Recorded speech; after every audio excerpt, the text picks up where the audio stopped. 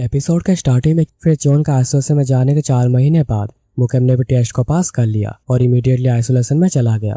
फिर गोवांग एंड सोजोंग ने भी टेस्ट को पास कर दिया, पर अभी तक 5 कैडेट्स टेस्ट में फेल हो गए हैं। इसलिए कुछ समय के लिए किसी ने भी डर के मारे इंस्ट्रक्टर का चैलेंज नहीं किया। फिर 5वें महीने आने तक ताइग्यू में सांगवा ने भी टेस्ट को पास कर लिया। फिर 6ठे महीने में वोमिन, ओजोंग, यूहान एंड जीनो एक्सपर्ट लेवल तक पहुंच गए, जबकि वो सभी मिड साइज क्लान से आते हैं और ये उनके लिए बहुत बड़ी बात है। और 10वें महीने में वोमिन एंड यूहान ने टेस्ट को पास कर लिया, पर अभी तक 15 कैडेट्स हो चुके हैं जो कि टेस्ट में फेल हो गए हैं। फिर एग्जैक्टली जॉन के जाने के 1 साल बाद डुएल फिर से करा जाता है 6 स्वॉर्ड को डिसाइड करने के लिए, और इसमें मून फर्स्ट, बाइक सेकंड, गोवांग थर्ड, सोजोंग फोर्थ, सांगवा फिफ्थ एंड ताइग्यूम 6 बनता है। और जब 6 स्वॉर्ड डिसाइड हो जाते हैं और ग्रुप के 30% कैडेट्स एक्सपर्ट लेवल तक पहुंच गए थे, मून, बाइक एंड गोवांग भी आइसोलेशन में चले गए। फिर सीन कट होता है जॉन का आइसोलेशन में जाने के 2 साल बाद। लगभग सभी कैडेट्स ने चौथा टेस्ट दे दिया था और 120 कैडेट्स में से 71 ही पास हो पाए थे, और जो फेल हो गए उन्हें निकाल दिया गया। और जॉन के ग्रुप से भी 19 कैडेट्स जो कि फेल हो गए हैं।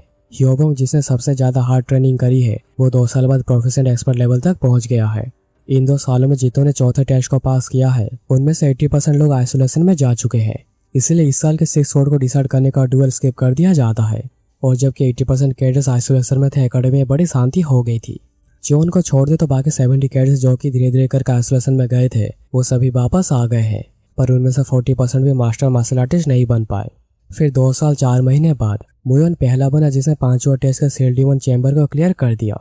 और फिर 2 साल 8 महीने होने से पहले सोर्ड क्लान का क्योंगोन, निहिलिटी क्लान का सामाचक, ओनिस फ्लेम क्लान का गक्सुक, डार्क ड्रैगन पाम क्लान की मून, डार्क फिश क्लान का गोवांग और जेंटल किक क्लान का बाइक, टोटल 6 कैडेट्स ने 5वां टेस्ट को पास कर लिया। उन्हें छोड़कर मुकेम ने भी 5वें टेस्ट को दिया था, पर वो फेल हो गया, और उसी के साथ 3 कैडेट्स की भी डेथ हो गई है, जिस वजह से बाकी कैडेट्स अंदर जाने से काफी डर रहे हैं।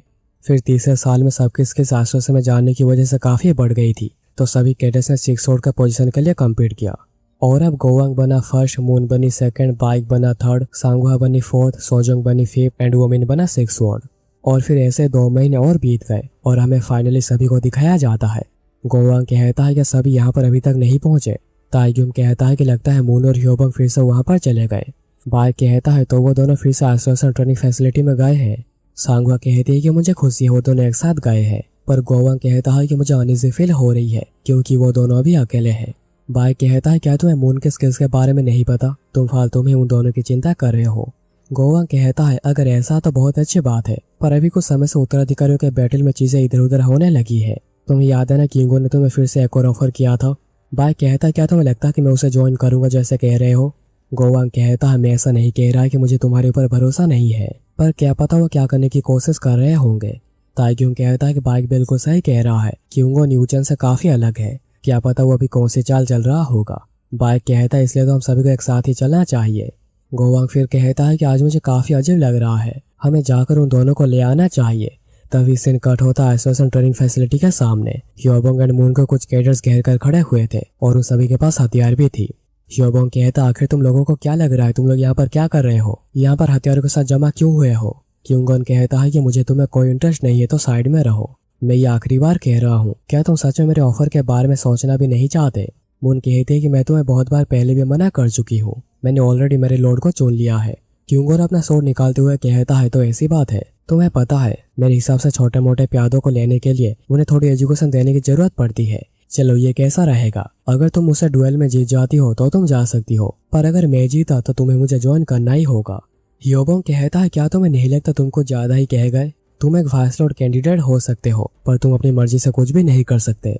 क्योंगोन गुस्से में कहता है कि मैंने तुम्हें सबसे दूर रहने को नहीं कहा था, और वो अपने दूसरे कैडेट्स को उसके ऊपर हमला करने को कहता है, पर वो सभी अचानक ही पूरा कर जाते हैं जैसे कि उनके ऊपर को टेलीकिनेसिस का इस्तेमाल कर रहा है, और फिर वो सभी जाकर धड़ाम से गिरते हैं। क्योंगोन कहता है बेवकूफो ये सब क्या कर रहे हो। तभी आइसोलेशन फैसिलिटी से चियोन बाहर आता है, उसे देखकर ह्योबोंग और मून बहुत ही खुश हो जाते हैं। और यहाँ पर जिन कैडेट्स के ऊपर चियोन ने हमला किया था वो कह रहे थे कि ये कैसे हो सकता है, ऑब्जेक्ट्स को मूव करवाना बस अपने की मदद से, कि यह कोई सुपीरियर की टेलीकाइनेसिस थी। सुपीरियर की टेलीकाइनेसिस में चीजों को बहुत दूर से ही मूव किया जा सकता है, अगर दीवार बीच में आ जाए तब भी, पर नॉर्मल टेलीकाइनेसिस में तुम्हारे सामने जो ऑब्जेक्ट है तुम उसे मूव करवा सकते हो। क्योंगोन सोच रहा था क्या वो ग्रैंड मास्टर आर्टिस्ट के लेवल तक पहुंच गया है। नहीं, ये सब नहीं हो सकता, मुझे 2 साल लगे बस मास्टर के लेवल तक पहुंचने में। शायद ये कोई ट्रिक वगैरह होगा। पर अगर वो सच में ग्रैंड मास्टर बन गया है और अगर मैं डर के मारे यहाँ से भाग जाता हूँ तो मेरी इज्जत माटी में मिल जाएगी। क्यूंगन फिर अपने कैडेट्स को कहता है, ऐसे क्या खड़े हुए हो, जाकर उसके ऊपर हमला करो। मून और ह्योबोंग कहते हैं, क्या तुम लोगों को लगता है हम लोग तुम्हें उनके ऊपर हमला करने को देंगे? तभी एक कैडेट ह्योबोंग को कहता है, आखिर तुम्हारे जैसे छोटे क्लान के कैडेट की हिम्मत कैसे हुई मेरे रास्ते में आने की? ह्योबोंग सोच रहा था मुझे कुछ भी करके उसे रोकना ही होगा ताकि लॉर्ड के ऊपर ज्यादा प्रेशर ना आए। तभी मून के सामने भी एक कैडेट आ जाता है उसके ऊपर हमला करने के लिए। मून सोच रही थी कि शायद स्वॉर्ड क्लान का इंपीरियल स्वॉर्ड टेक्निक है और यहाँ पर कुछ कैडेट्स आ गए थे चोन के ऊपर हमला करने के लिए, जिन्हें चोन सुपीरियर टेलीकिनेसिस की मदद से पकड़कर नीचे फेंक देता है और उनका काम बस इतने में ही तमाम हो जाता है। ये देखकर क्यूंगन और बाकी कैडेट्स काफी डर गए थे। हमारा उसके सामने कोई भी चांस नहीं लग रहा, वो तो हमारे सोच से भी परे जा चुका है। यहाँ पर कोई भी नहीं जो कि इस मॉन्स्टर को हरा पाएगा। लगता है कि हमें हमारी हार माननी ही होगी। मास्टर चोन, हम हमारी हार मानते हैं, आप यहीं पर रुक जाइए। चोन उसे घूरकर देखने लगता है। क्यूंगन कहता है कि तुमने सच में हमें कॉर्नर कर दिया है, पर अगर सभी यहाँ पर तुम्हारे पर मारने के लिए आ जाते हैं तब तुम क्या करोगे? तभी चोन एक ही झटके में उसके सामने आकर उसे जोरदार धक्का देता है और कहता है कि अभी तुम लोगों की बारी है। क्यूंगन यहाँ पर सोच रहा था इतनी सी जगह में एक पावरफुल पंप टेक्निक को यूज कर पाना। तभी मून आ जाते क्यूंगन के ऊपर हमला करने, पर अचानक ही उसकी की फेड होने लगती है। क्यूंगन कहता है कि तुम्हारा खेल यहाँ पर ही खत्म होता है। मून भी सोच रही थी कि मैं तो गई और वो डर के हमारे आंखें बंद कर लेती है। पर जब वो अपनी आंखें खोलती है तो वो देखती है कि चोन ने क्यूंगन के स्वॉर्ड को एक ही हाथ से रोक दिया है। क्यूंगन कहता है, ये क्या तुम सच में ग्रैंड मास्टर बन गए हो? और फिर क्यूंगन आगे कुछ कह पाता या फिर कुछ कर पाता, उससे पहले चोन उसके ऊपर हमला कर चुका था और क्यूंगन कुछ भी नहीं कर पाता और इस हमले की वजह से उसका हाथ कट चुका था। चोन फिर क्यूंगन के छाती पर पैर रखकर खड़ा हो जाता है और अब क्यूंगन की लिटरली पूरी फट चुकी थी और वो कह रहा था कि मास्टर चोन मुझे छोड़ दीजिए। चोन कहता है कि अभी बहुत देर हो गई है। तभी वहां पर गोवांग बाग वगैरह आ जाते हैं। ह्योबोंग, मून, क्या तुम लोग ठीक हो? पर गोवांग देखता है कि ह्योबोंग कैडस के पहाड़ के सामने खड़ा होकर हंस रहा था। गोवांग कहता कि ह्योबोंग, तुम यहाँ पर ये सब क्या कर रहे हो? और मून भी आखिर वो किससे बात कर रही है? और वो जैसे पास जाकर देखता है तो वो देखता है कि ये तो है चियोन। गोवांग तुरंत ही बो डाउन करके कहता है, मैं आपका पहला स्वॉर्ड गोवांग आपका स्वागत करता हूँ। फिर मून भी बो डाउन करके यही कहती है। पर बाग सोच रहा था कि वो ऐसे लेवल पर पहुंच गया है जहाँ पर मेरे जैसा प्रोफेसर मास्टर का भी दम घुटता जा रहा है। ऐसा लग रहा है जैसे मेरे सामने एकेडमी के डायरेक्टर खड़े हुए हैं। बाग भी फिर बो डाउन करके चियोन को वेलकम करता है। सावहे देखकर सोच रही थी ये पहली बार है जब बाग ने लॉर्ड को प्रॉपर्ली रेस्पेक्ट दिखाई है, पर वो पहले कहता था कि उसे चियोन से जूनियर बन के बात करने में काफी अजीब लगता है। फिर सभी एक एक करके बो डाउन करके चियोन का स्वागत करते हैं। चियोन कहता है कि तुम सभी का शुक्रिया मेरे इंतजार करने के लिए, और सभी बहुत ही खुश हो रहे थे कि चियोन वापस आ गया है। तभी गोवा की नजर क्यूंगन के ऊपर पड़ती है। लॉर्ड, ये तो स्वॉर्ड क्लान का क्यूंगन है ना? लॉर्ड, क्या आप ग्रैंड मास्टर के लेवल तक पहुंच गए हैं? फिर सीन कट होता है आधे घंटे बाद इन्फर्मरी में। डॉक्टर म्यूंग कह रहा था तो वो फाइनली वापस आ ही गया। चियोन की वापसी और क्यूंगन से कैडेट्स की दवाई की खबर पूरे एकेडमी में एक झटके में फैल गई है। अभी 6 क्लास में से 5 क्लान के कैंडिडेट तो एलिमिनेट हो चुके हैं। अभी कैडेट्स को लग रहा है कि इस बार शायद उन्हें एक ऐसा वाइस लॉर्ड देखने को मिल सकता है जो कि 6 क्लान को बिलोंग नहीं करता, और इस डार्क क्लान का कैंडिडेट मुयन के ऊपर भी काफी प्रेशर पड़ रहा है। पर मुयन पर्सनली सबके ऊपर कोई ध्यान नहीं देता क्योंकि उसे कोई फर्क नहीं पड़ता कि कौन जीत रहा है और कौन हार रहा है। वो बस अपने मास्टर स्किल्स को इम्प्रूव करते रहना चाहता है और उसी के ऊपर ही पूरा फोकस करता है। फिर सीन कट होता है डायरेक्टर का ऑफिस लिवा के ऊपर। लिवा रिपोर्ट पढ़कर कह रहा था, तुम अंदाजा लगाकर कह रहे हो कि वो ग्रैंड मास्टर तक पहुंच चुका है। गार्ड कहता है, सच कहूं तो मैं कोई भी अंदाजा लगा नहीं रहा, मैं पूरा श्योर हूँ। मैंने जब उसे आइसोलेशन ट्रेनिंग फैसिलिटी से जाने दिया, मैंने तभी उसे सुपीरियर की टेलीकाइनेसिस को यूज करते हुए देखा मेरे आंखों से। लिवा सोच रहा था जबकि वो बहुत देर तक आइसोलेशन में था, मुझे लगा था कि वो बाहर आएगा ट्रू मास्टर बनकर, पर वो एक्चुअली ग्रैंड मास्टर बन गया है। पूरे डिमोनिक एकेडमी के हिस्ट्री में कोई एक भी छठे टेस्ट को पास करने से पहले ग्रैंड मास्टर नहीं बना है। इसे बस जीनियस टैलेंट का नाम देकर टाला नहीं जा सकता। तो फिर लिवा को सेंस करता है। गार्ड पूछता है, डायरेक्टर क्या कुछ हुआ है? तभी कोई दरवाजे पर नॉक करता है। लिवा कहता है कि उसे अंदर आने को कहो। लिवा सोच रहा था अगर रिपोर्ट मुझे पहले नहीं मिली होती तो शायद मैं उसे कोई काउंसिल एल्डर समझ लेता, एक डोमिनेटिंग एनर्जी जो कि पूरे एकेडमी में फैला हुआ है। चियोन फिर अंदर आता है और लिवा कहता है कि तुमने इतनी ज्यादा इंप्रूवमेंट करी है कि तुम पहचान में ही नहीं आ रहे। तभी से डायरेक्ट ही कट होता है सेल डीमन कैफ के सामने जहाँ पर 5वां टेस्ट होना है। होजिन कहते हैं आइसोलेशन से बाहर आने के 4 घंटे बाद ही 5वें टेस्ट को एक्सेप्ट करना शायद तुमको ज्यादा है जल्दी में लग रहे हो स्क्वाड लीडर चियोन। चियोन कहता है कि जब मैं आइसोलेशन में था तब मेरे कैडेट्स ने इस टेस्ट को पास कर लिया है, तो मुझे लगा कि जितनी जल्दी हो सके मुझे भी टेस्ट को पास करना चाहिए। होजिन सोच रहे थे ये तो रिमार्केबल है, मैंने भी आखिर के 3 सालों में कड़ी ट्रेनिंग करी थी, उसके बाद जाकर मैं ट्रू मास्टर बन पाया। होजिन फिर जॉन को केव के अंदर लेकर आते हैं और अंदर काफी ठंडी हवा चल रही थी। अंदर की हवा बहुत ज्यादा ठंडी है बाहर से। शायद मैंने जितना सोचा था ये उससे ज्यादा बड़ा केव है। जॉन को फिर बताया जाता है 5वें टेस्ट में तुम्हें सील डीमन केव को पास करना होगा। इस टेस्ट में तुम्हें केव के अंदर बेहरी स्ट्राप्स मिलेंगे जिनसे कि तुम्हें बचना अपने सेंसर्स का यूज करके। एक बार तुम अंदर चले गए, हम एग्जिट में तुम्हारा 2 घंटे तक इंतजार करेंगे। जो सोच रहा था शायद यह कोई स्विच होगा जो कि ट्रैप मैकेनिज्म की तरह काम करता है। होजिन फिर कहते हैं अगर तुम समय के अंदर टेस्ट को पास नहीं कर पाते और बाहर नहीं आते तो हम ये मान लेंगे कि अंदर कोई एक्सीडेंट हो गया है और हम ट्रैप्स को रोक देंगे और टेस्ट भी यहाँ पर खत्म हो जाएगी। जो सोच रहा था कि उन लोगों ने जैसा कहा था ये बिल्कुल वैसा ही है। होजिन कहते हैं चलो भी 5वें टेस्ट को शुरू करते हैं। जो सोच रहा था सेल डीमन केव एक ऐसा केव है जिसके अंदर एक डीमन कैद है। और फिर अंदर जाते ही जो नैनो को नाइट विजन ऑन करने को कहता है और नाइट विजन को ऑन करने के बाद जॉन को सब कुछ पूरा क्लियरली दिखाई दे रहा था। और जॉन सोच रहा था कि मुझे भी बहुत दूर जाना है। मैं अभी जो स्मेल कर पा रहा हूँ ऑयल है या फिर ब्लड, नहीं यहाँ पर तो बहुत सारे स्मेल मिक्स हो रहे हैं, तो मैं कुछ भी सही से नहीं कह सकता। मेरे सामने ये क्या कोई टनल है? शायद वही जगह जहाँ से ट्रैप मैकेनिज्म शुरू होगा, पर जबकि मुझे सब कुछ दिन के उजाले की तरह दिखाई दे रहा है, शायद मैं यहाँ से जल्दी निकल सकता हूँ मूवमेंट टेक्निक्स का इस्तेमाल करके। और जैसे चोन जल्दी जाने की कोशिश करता है, ट्रैप एक्टिवेट होकर उसके ऊपर एरो की बारिश हो जाती है, पर चोन उसे बचने की कोशिश नहीं करता बल्कि उन्हें तोड़ देता है। चोन सोच रहा था अगर इतने अंधेरे में कोई यहाँ पर आधे स्केल के साथ आएगा तो उसका यहाँ पर फंसना पूरा पॉसिबल है। मुझे शायद मूवमेंट टेक्निक को छोड़कर ऐसे चलते हुए जाना चाहिए। चोन का पैर फिर एको ट्रैप के ऊपर पड़ जाता है जिस वजह से ऊपर की दीवार नीचे आने लगती है। चोन सोच रहा था शायद ये ट्रैप्स गलत टास्क के ऊपर पैर रखने से शुरू हो रहे हैं। लगता है कि मुझे पैर देखकर आगे रखना होगा, पर अच्छी बात यह है कि ये सब नैनो के नाइट विजन के सामने कुछ भी नहीं कर पाएंगे। फिर 30 मिनट बाद चोन के सामने मल्टीपल टनल्स आ जाते हैं। चोन सोच रहा था तो इस कैब में एक्स्ट्रा टनल है और यहाँ पर हवा के फ्लो के बिना कोई भी अपना रास्ता खो देगा। चोन फिर आगे बढ़कर कुछ देखकर बहुत ही शौक होता है। तभी से फ्लैशबैक में 3.5 साल पीछे जाती है जब चोन को डिटेंशन सेंटर के अंदर हेवनली डेमोनिक एंसेस्टर का पिलर मिला था। Dear heavenly demonic ancestor, please मेरा वो एक्सेप्ट करिए। ये मेरी किस्मत है कि मैं बाई चांस यहाँ पर पहुंच गया। अगर बाइकों के सबके बारे में पता चल जाता है तो वो तो गुस्से के मारे ही मारा जाएगा। अभी बस एक ही काम बाकी है, मुझे ट्रेसेस को खत्म कर देना होगा जैसे कि यहाँ पर कोई भी ना पहुंच पाए। मैं नहीं चाहता कि इसके बारे में मेरे अलावा और कोई सीखे। मैं ये कभी होने ही नहीं दूंगा। तभी अचानक से पिलर जोर जोर से हिलने लगता है और जो उनके सामने 24 बॉस आकर गिरते हैं। क्या यह सब मुझे पता ही था? ये वो टेक्स्ट है जो कि हेवनली डेमोनिक सोर्ड आर्ट को एक्सप्लेन करती है। तो यहाँ पर एक हिडन मैकेनिज्म है, पर इनके पीछे लाइन क्यों बने हुए हैं? और फिर जो सारे बॉल को जोड़कर देखता है और इस सभी को मिलाकर एक मैप तैयार होता है। क्लियरली मैं देख सकता हूँ कि एक ट्रेजर मैप है जो कि किसी खजाने की ओर ही ले जाएगा, पर मेरे पास कोई चारा नहीं है कि मैं इसे समझ पाऊँ। पर नैनो इसे स्कैन करके सेव कर दो। और अभी प्रेजेंट में जो नैनो को वही मैप खोलने को कहता है एंड मैप एंड केव की लेआउट पूरी मैच हो जाती है। जोन कहता है कि मुझे पता था ये एक ट्रेजर मैप है सेल डीमन केव का। नैनो फिर जोन को उसका लोकेशन भी दिखा देता है। जोन कहता है तो तुम ये भी कर सकते हो, पर मुझे भी फिर से वापस जाना होगा, पर मेरे पास अभी समय है तो कोई बड़ी बात नहीं। और जबकि एंसेस्टर ने इसे इंक्लूड किया है तो उसका कोई ना कोई तो रीजन होगा, इसलिए मुझे चेक करना चाहिए।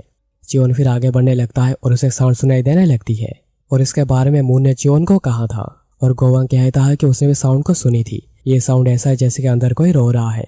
प्रेजेंट में जो सोच रहा था कि साउंड इतना क्लियर है कि मैं इसे इमेजिनेशन नहीं सोच सकता, पर मैं कुछ भी सेंस नहीं कर पा रहा, चाहे मैं मेरे सेंसेस को की मदद से कितना ही पावरफुल क्यों ना कर लूं। पर ये रास्ता सच में काफी ओड है। इवन तो ये रास्ता बाहर जाने का नहीं है, पर यहाँ पर ट्रैप सबसे ज्यादा है। जोन फिर आगे बढ़ता रहता है पर उसे आगे जाकर एक डेड एंड मिल जाती है।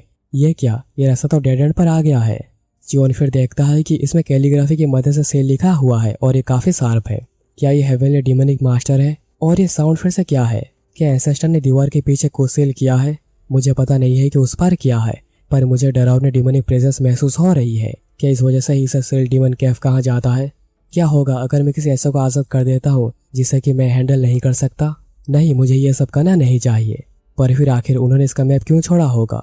मेरे पास समय नहीं बचा है सोचने का। अगर ये कुछ ऐसा जिसे हेवनली डेमोनिक एंसेस्टर ने छोड़ा है तो ये हो ही नहीं सकता कि ये कोई हार्मफुल चीज हो। मुझे पहले इस दीवार को तोड़ देना चाहिए। और फिर चो ने अपनी पूरी पाव लगाकर हमला करता है, पर इस हमले की वजह से वॉल पर बस एक मार के आता है। पर ये वही वॉल है जिसके ऊपर सील लिखा गया है, पर आखिर कैसे? जो सोच रहा था आखिर ये दीवार क्या है। नैनो कहता है कि इस दीवार की हार्डनेस ग्रेवस्टोन के बराबर की है। जोन कहता है ये उसका सामान्य ये ग्रेवस्टोन है, पर उसके बाहर जो चीज है वही सिर्फ अलग है। एक टेक्निक जो कि मैं परफॉर्म नहीं कर पा रहा था क्योंकि मेरे बॉडी में इनफ जानकारी नहीं है।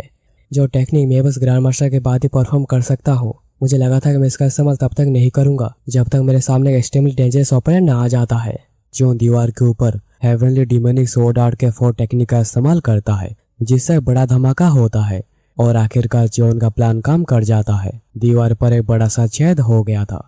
जियोन फिर जैसे ही छेद के पास जाता है उसे स्मेल आने लगती है। यह तो वही स्मेल है जो कि मुझे एंट्रेंस में आई थी। मुझे काफी बुरी फीलिंग आ रही है, शायद मैं कोई गलती करने जा रहा हूँ। तभी जियोन का ब्लेड टूट जाता है।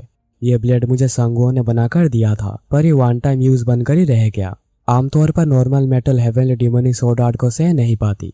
तभी अचानक से नैनो वार्निंग देने लगता है, आगे बहुत ज्यादा प्लाज्मिक एनर्जी है और एक एटमॉस्फेरिक स्प्राइट बन रहा है। तभी हॉल में से उसके ऊपर कोई चीज हमला करती है, जिससे कि जियोन बिल्कुल भी रोक नहीं पाता। ये क्या था, मैं इसे रोक भी नहीं पाया। तभी अंदर से एक डिमोनिक क्रिएचर बाहर आता है, जो देखकर जियोन पूरा ही डर गया था। इसे युमुगी कहा जाता है। युमुगी एक स्नेक जैसा क्रिएचर होता है जो कि ड्रैगन बनने के बहुत करीब होता है और वो ज्यादातर एक बड़ी लाइफ जीते हैं पर कभी ड्रैगन बन नहीं पाते। पर उनमें ड्रैगन जितनी ही पावर होती है, जिस वजह से उन्हें सूडो ड्रैगन भी कहा जाता है। जियोन सोच रहा था, मैंने सुना था कि युमुगी आमतौर पर व्हाइट और ब्लू स्केल के होते हैं और ये पवित्र स्पिरिचुअल बीस्ट होते हैं जो कि तालाबों में रहते हैं। पर ये युमुगी तो वायलेंट मॉन्स्टर है। युमुगी फिर जियोन के ऊपर हमला करने लगता है, जिससे कि जियोन डॉज कर रहा था, जिस वजह से युमुगी जाकर कैब से टकरा रहा था। इस रेट से तो ये कैब पूरी ही कोलैप्स हो जाएगी। पर अगर अंदर का चैम्बर ग्रेवस्टोन से बना हुआ है तो मुझे पहले चैम्बर के अंदर जाना होगा। इसलिए जियोन उसके हमलों को डॉज करके उसे पूरा बाहर ले आता है और उसके बाहर आते ही जियोन अंदर चला जाता है। पर अंदर एक ब्लैक लिक्विड भरी हुई थी और इसमें से इतनी बदबू आ रही है कि मेरा सर दर्द करने लगा है। तभी युमुगी अंदर आकर जियोन के ऊपर हमला करने लग जाता है, क्योंकि वो यहाँ पर टेक्निक्स को यूज नहीं कर पा रहा था। मैं यहाँ पर टेक्निक्स का प्रॉपरली यूज नहीं कर पा रहा है चिपचिपी लिक्विड की वजह से। पर जियोन फिर भी किसी तरह हेवनली डिमोनिक स्वॉर्ड आर्ट का इस्तेमाल करता है, पर युमुगी के बॉडी में खरोच तक नहीं आती। पर आखिर ये कैसा हो सकता है, हेवनली डिमोनिक स्वॉर्ड आर्ट से उसे खरोच तक नहीं आई। ऐसा लग रहा है जैसे मैंने किसी गलत चीज से पंगा ले लिया है। क्या इसकी बॉडी ग्रेवस्टोन से ज्यादा हार्ड है? पर अब मैं जब सोच रहा हूँ, एक इतना बड़ा क्रिएचर वही सेम पानी में रहने की वजह से ये पानी पूरा सड़ गया है, पर ये पानी फिर भी चेंज नहीं हुआ और यहाँ पर ही रह गया। नैनो जल्दी से ऑगमेंटेड रियलिटी को ऑन करो। नैनो फिर ऑगमेंटेड रियलिटी को ऑन करके कहता है, एक इरेगुलर प्लाज्मिक एनर्जी इस चैम्बर में डिटेक्ट किया गया है। जियोन कहता है, प्लाज्मिक एनर्जी, आखिर ये क्या है? नैनो कहता है कि ये एक ऐसा फेनोमेना है जिसमें एनर्जी एक एटमॉस्फेयर में इतनी ज्यादा हाई हो जाती है कि इस वजह से आयन पार्टिकल्स का बाष्पीकरण होने लगता है। पर अभी तक यह साइंस द्वारा अप्रूव नहीं हुई है, इसलिए इसे स्पिरिचुअल फेनोमेनन के तौर पे भी रेफर किया जाता है। जियोन कहता है, तो तुम कहना चाह रहे हो ये सब एक स्पिरिचुअल फेनोमेनन है? नैनो कहता है कि सावधान, एक एटमॉस्फेरिक स्प्राइट आपकी तरफ आ रही है। और यह था युमुगी का हमला, जिसे जियोन डॉज कर सोच रहा था। इवन तो इसका सर पानी से क्रॉस कर रहा है पर पानी बिल्कुल भी हिल नहीं रही, पर मैंने जमीन में कुछ क्रैक्स की आवाज सुनी है। नैनो तभी कहता है, पूरा एनालिसिस करने के बाद पता चला है कि 24 मेटल के पीसेस हवा में उड़ रही है और उसी के साथ स्ट्रॉन्ग प्लाज्मिक एनर्जी को रिलीज कर रही है। जियोन कहता है, क्या मेटल पीसेस? तुम क्या कहना चाह रहे हो? मुझे कुछ भी समझ में नहीं आ रहा। नैनो, जल्दी से उन मेटल पीसेस को मार कर दो जिनकी बात तुम कर रहे हो। और नैनो ठीक ऐसा ही करता है और ये देखकर जियोन को एक शॉक लगा था, मैं ये सब क्या देख रहा हूँ। मेटल पीसेस की लोकेशन बिल्कुल वही डायरेक्शन है जो कि हेवनली डिमोनिक स्वॉर्ड के बेसिक स्वॉर्ड टेक्निक में यूज होती है।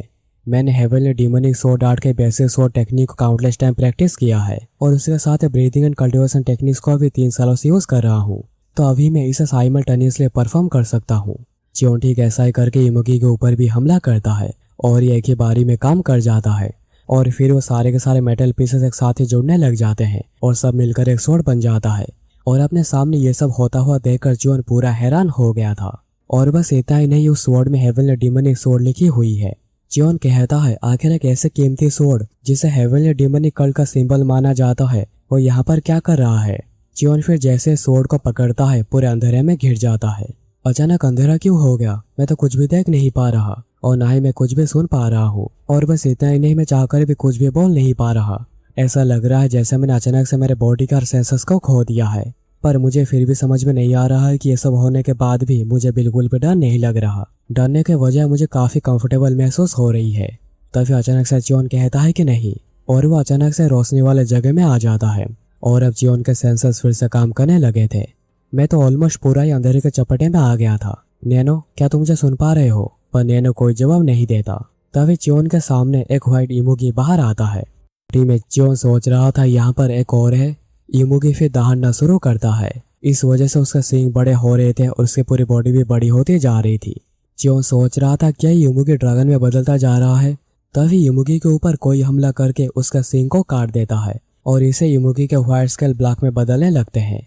पर आखिर वो इंसान था कौन जिसने उसके सींग को काट दिया? च्योन फिर उन्हें अच्छे से देखकर कहता है, एक स्वॉर्ड की मैनिफेस्टेशन और एक ब्लैक स्वॉर्ड।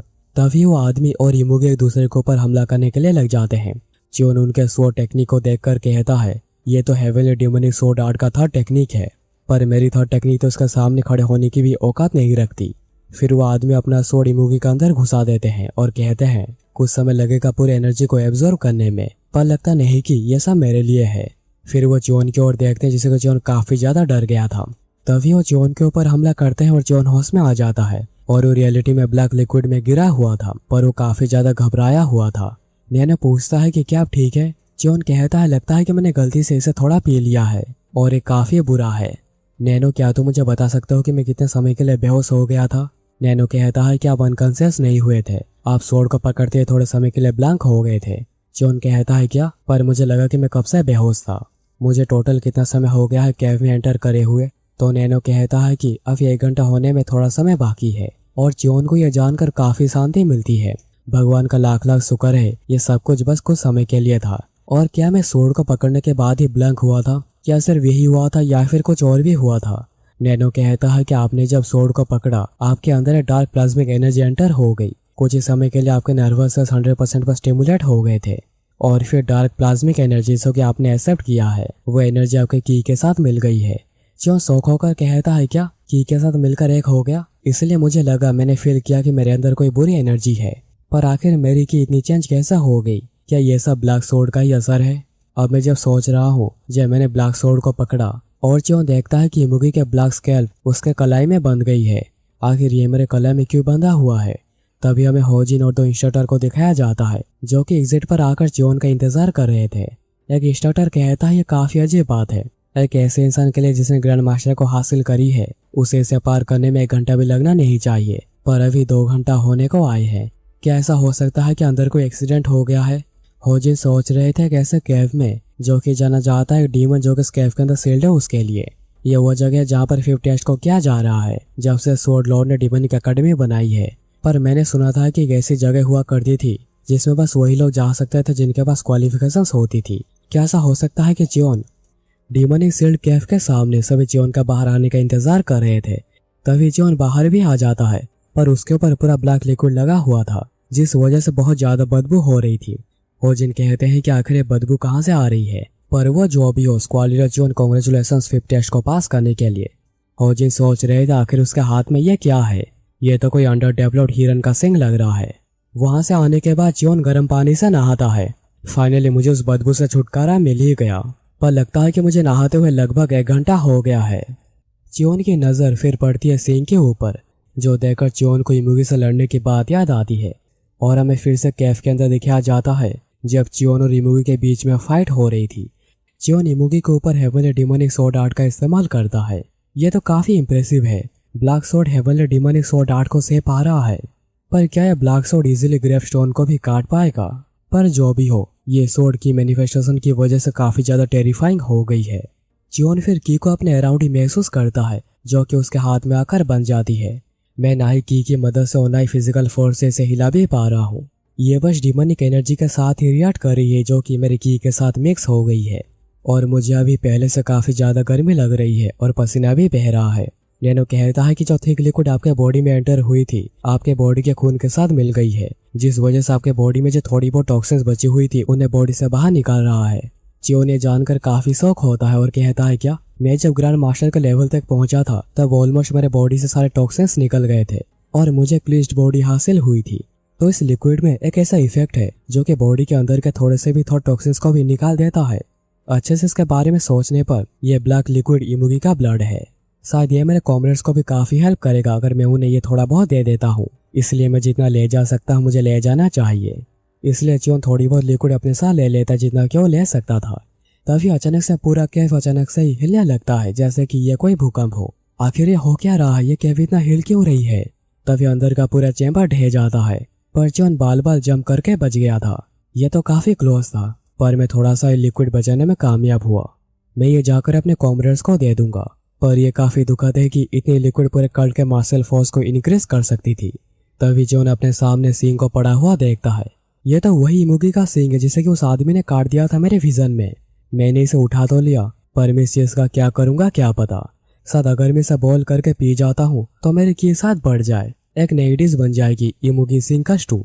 फिर प्रेशर में चियोन सींग के ऊपर हाथ रखकर कहता है, नैनो जल्दी से इसे एनालाइज करो। नैनो फिर इसे एनालाइज करके कहता है, ये एक ऐसा मटेरियल है जो कि प्रोग्राम डाटा में नहीं है, पर इस ऑब्जेक्ट के पास इतना ज्यादा हार्डनेस है कि ये दुनिया के सबसे टफेस्ट डायमंड से थोड़ा कम है।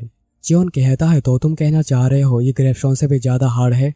तो इसे तो मुझे मेरे कीसोर्ड के साथ ट्राई करना ही होगा। और चियोन जैसे कीसोर्ड का इस्तेमाल करता है, रेजर से चियोन पूरा ही शौक रह गया था। इस पर बिलीव कर पाना काफी मुश्किल है। इसमें तो दूर दूर तक स्क्रैच का भी कोई नामोनिशान नहीं आया। ये काफी अजीब सी फोर्स है जो कि मेरे कीसोर्ड को काम करने नहीं दे रही। क्या ऐसा इसलिए है क्योंकि ये सिंग स्पिरिचुअल बीस्ट की है? शायद हेविली डिमोनिक सोर्ड आर्ट और बटरफ्लाई डांस को भी सह सकता है। शायद मैं इसके इस्तेमाल से एक ब्लेड या फिर सोर्ड बना सकता हूँ। यह काफी ज्यादा हार्ड तो है, पर मुझे लगता है कि लेजेंडरी ब्लैकस्मिथ येजी के डिसेंडेंट इसका कुछ कर पाएंगे। फिर दोपहर को 4 बजे डायरेक्टर के ऑफिस में लिहुआ सोच रहा था अभी बस 4 घंटे ही हुए हैं, तो आखिर उसकी एनर्जी इतनी ज्यादा कैसे बढ़ गई। और बस इतना ही नहीं, उसे अच्छे से हैंडल भी कर पा रहा है, पर मैं उससे एक और डिमोनिक एनर्जी को सेंस कर पा रहा हूँ। तो क्या इसका मतलब इंस्ट्रक्टर होजिन सही थे? मुझे लगा था कि यह बस मनगढ़ंत कहानी है कि वह जिसके पास से सही क्वालिफिकेशंस होंगी वो सील डिमोनिक कैफ के अंदर हिडन ड्रैगन से मिल सकता है।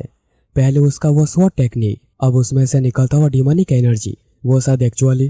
तभी होजिन कहते हैं, डायरेक्टर होश में आइए। लिवा कहता है, माफ करना, मैं थोड़ा ख्यालों में खो गया था। स्क्वाड लीडर चियोन, नहीं मुझे तुम्हें भी ब्रिगेड लीडर कहना चाहिए।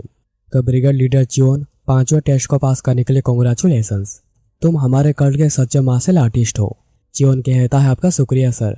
होजिन कहते हैं कि ये एक डैगर है, ब्लैक आयरन से बना हुआ। हमारे कल्ट के ब्रिगेड लीडर्स को ये दिया जाता है। चियोन उसे पकड़कर सोच रहा था, हेविली डिमोनिक कल्ट, ऐसा लग रहा है ये किसी क्राफ्टमैन ने नहीं बल्कि एक स्वॉर्ड मास्टर ने किया है। होजिन फिर कहते हैं कि लॉर्ड ने यह खुद लिखा है, यह एक ऑनरेबल आइटम है जो कि ब्रिगेड लीडर्स को दिया जाता है। चियोन सोच रहा था, मैं इसे फेंकना तो चाहता हूँ, पर जबकि सब मुझे देख रहे हैं मैं अभी ये नहीं कर सकता, तो अभी के लिए मैं रुक जाता हूँ। चियोन फिर कहता है कि अभी मैं आपसे 6ठे टेस्ट के बारे में पूछ सकता हूँ। सभी चियोन का सवाल सुनकर बहुत ज्यादा शौक होते हैं। लिवा कहता है, ब्रिगेड लीडर चियोन, तुम डेफिनेटली इसके लिए मोर देन क्वालिफाइड हो। इंस्ट्रक्टर सोच रहे थे 6ठे टेस्ट के लिए तुम्हें एटलीस्ट ग्रैंड मास्टर बनना पड़ता है। होजिन सोच रहे थे मेरे पूरे जनरेशन में वो पहला लड़का है जो कि 6ठे टेस्ट के लिए क्वालिफाइड है। लिवा कहता है, 6ठे टेस्ट में तुम्हें 12 काउंसिल एल्डर्स में से काउंसिल एल्डर को चैलेंज करना होगा जो कि पूरे कल्ट के ग्रेटेस्ट मार्शल आर्टिस्ट होते हैं। चियोन को यह सुनकर एक झटका लगता है क्योंकि उसने कुछ ऐसा एक्सपेक्ट नहीं किया था। लिव आगे कहता, क्या तुम्हारी नज़र में कोई स्पेसिफिक काउंसिल एल्डर है जिसे कि तुम चैलेंज करना चाहते हो? तभी सीन कट होता है प्रीसियस लाइब्रेरी के सामने। चियोन बाहर ही खड़ा होकर सोच रहा था, 6ठा टेस्ट एक्चुअल एक टिकट है जिसकी मदद से तुम्हें काउंसिल एल्डर को चैलेंज कर सकते हो, और जैसे ये डिमोनिक एकेडमी खत्म हो जाएगी, 6 मैन क्लान से फाइट शुरू हो जाएगी, तो मुझे उससे पहले एक चांस दिया गया है 6 मैन क्लान्स के एल्डर को खत्म करने का। सारे गेन्स एंड लॉसेस को कंसीडर करें तो 6 मैन क्लान को डाउन करने का आइडियल तरीका है कि मुझे हेवनली डिमोनिक सोर्ड आर्ट के फाइनल टेक्निक को मास्टर करना होगा। लिहुआ यहाँ पर सोच रहा था, वह थोड़ा बहुत मैच्योर हो गया है। मुझे लगा था वो इमीडिएटली पॉइजन क्लान के हेड को चुन लेगा लेडी हुआ के डेथ की वजह से। चियो ने तभी कहा था, क्या मैं इसके बारे में थोड़ा सोच के बाद में आपको जवाब दे सकता हूँ? लिहुआ सोच रहा था, उसे एक ऑफिशियल चैलेंज का मौका मिलने के बाद भी जब वो अपना बदला भी ले सकता था, उसने काफी सावधानी से काम लिया। आई गेस पॉइजन क्लान के हेड ऐसे ही हैं जो कि इतने डेंजरस हैं कि उनसे बस बदले की भावना लेकर चैलेंज करना बहुत ही मुश्किल है, क्योंकि सबको अपनी हार दिखने लगती है। और एकेडमी का चियोन को दिया हुआ 4 साल का प्रोटेक्शन ऑलमोस्ट खत्म होने को आया है। 6 मैन क्लान शायद अपने स्वॉर्ड को धार करना शुरू कर चुके होंगे। जब एकेडमी की गार्ड खत्म हो जाएगी, कल्ट में खून के नदियों को बहने से कोई रोक नहीं सकता। और अभी तुम इस प्रॉब्लम को कैसे सॉल्व करोगे चियोन? यहाँ पर प्रीसियस लाइब्रेरी के 5वें फ्लोर में चियोन आकर देखता है कि यहाँ पर बस 20 किताबें रखी हुई हैं। यहाँ पर बस 20 किताबें ही हैं, पर आखिर क्यों? चियोन को फिर याद आता है कि सियो मैंग ने कहा था तुम्हें ग्रेटफुल होना चाहिए, तुम चौथे और पांचवें फ्लोर के बटरफ्लाई डे से 1000 मार्शल ब्रीथिंग को सीख पा रहे हो। प्रेजेंट में चियोन कहता है कि जैसे कि मास्टर ने कहा था ये यहाँ पर ही है, तो शायद मुझे एक किताब कम स्कैन करना पड़ेगा। चलो अभी वो समय आ गया है जब मैं हेवनली डिमोनिक स्वॉर्ड आर्ट के फाइनल टेक्निक को सीखूंगा। नैनो पहले ग्रेफस्टोन के सामने का पोएम को स्कैन करो और की कंट्रोल कंपोनेंट को एनालाइज करो मेरे लिए। चियोन फिर ग्रेफस्टोन के पीछे की ओर जाता है जहाँ पर कि असली काम होता है, और उसे जो पीछे दिखता है वो पूरा ही शौक हो गया था क्योंकि ग्रेफस्टोन के पीछे कुछ भी नहीं था, पूरा ब्लैंक था। आखिर ये कैसा हो सकता है, ये जगह पूरी खाली कैसे हो सकती है, आखिर यहाँ पर कुछ क्यों नहीं है। और ये एपिसोड यहाँ पर ही खत्म हो जाती है।